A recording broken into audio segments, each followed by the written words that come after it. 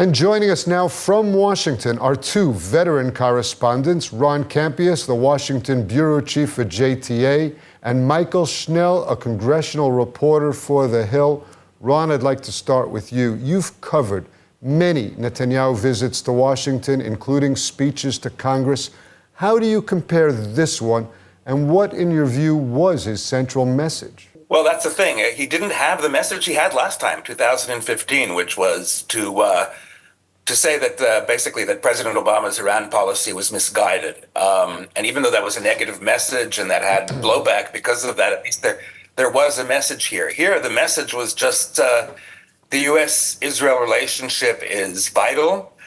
Israel is fighting a just war. And if anything, I think he kind of turned off some Democrats by venturing into domestic political politics, by being he praised Biden, but he praised Biden as a leader that was going out, and he was very, very enthusiastic about Donald Trump, and he also ventured into the kind of politics I think that everybody in that chamber, maybe there are a lot of people who didn't attend, but would have agreed with, but didn't like hearing from him, which was to criticize campus protests, to go after the presidents of Ivy League universities, that kind of thing. So there wasn't a message. There was just a very vague outline for a post-war scenario that would envision some kind of NATO-like alliance with Arab countries in the region that are friendly and that have the potential to be friendly, but nothing concrete. He had nothing to say for the families of hostages in the room who were looking for him to say that there was a deal coming out of the negotiations. So there was no real central message, except, of course, the message that Israeli leaders always want to convey, which is that the alliance is essential to both sides.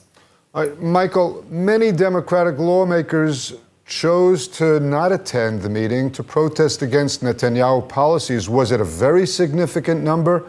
And did he have bipartisan support during those many standing ovations? Yeah, well, Steve, I counted just over about 100 House Democrats in that chamber, and you do the math. There are 212 House Democrats currently serving. So it was a fairly significant number of Democrats who did not attend. And look, a number of them had been very adamant before the speech that they would not be in attendance, noting their criticisms of Israeli Prime Minister Benjamin Netanyahu's conservative policies and also his handling of the war in Gaza. We also saw some Senate Democrats not attend, though there was one House Democrat very critical of Netanyahu who was in the audience. That was Congresswoman Rashida Tlaib, a Democrat from Michigan. And during the speech, she held up a sign. It had two sides. One side said war criminal and one side said guilty of genocide. Now, I was in the House chamber during the speech, and my seat was right above where Tlaib was sitting. And you can see that during every standing ovation, she did not participate. She also frequently raised that sign. So that all goes to say that there was both discontent with Netanyahu outside of the House chamber, but also within. Though you mentioned the question about standing ovations, there were several throughout the day, throughout the roughly 50-minute speech, a number of them bipartisan, but there were still some outliers there of people who boycotted the speech and even those who just weren't supportive inside the chamber. All right, well, just a short time from now, and I'll go to you now, Ron. A short time from now, Netanyahu will finally get his White House meeting with President Biden. Are you expecting that confrontational come-to-Jesus moment that Biden referred to, or would you expect a picture of unity? I think that it's going to be a tough talk, and there are two reasons for that, why I think that. First of all, Biden's on his way out. He said last night in his speech saying that he's going to see out his final 6 months as president, that that a priority is ending the war. And now he's a lame duck. He's a free agent. He can pressure Netanyahu in ways that he didn't have to think, he doesn't have to think about electoral aspects of pressuring Netanyahu right now. So a tough meeting's expected with Biden. But before we run out of time, I wanted to ask Mychael this.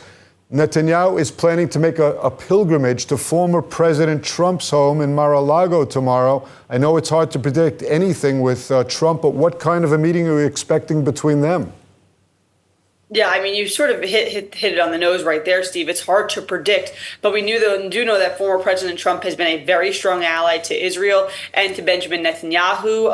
Netanyahu gave Trump a shout out during his speech yesterday for those Abraham Accords and for moving the capital of Israel back to Jerusalem. So they do have a close relationship. But what I thought was interesting, the split screen here, is that Netanyahu may be going to Mar-a-Lago to meet with Trump, but you're showing the picture of him on the screen right now. One notable absence from the speech yesterday was Senator J.D. Vance, who was recently selected to be Trump's running mate. J.D. Vance, known to have a more isolationist, populist view of foreign policy. So I'm interested to see how the ticket fleshes out its stance on foreign policy, especially in relationship to Israel, considering that you have on one hand Trump, a very strong ally of Netanyahu in Israel, and J.D. Vance on the other hand, isolationist and didn't attend Netanyahu's speech. He said he was campaigning in Virginia. As you know, Virginia, not very far from Washington, D.C.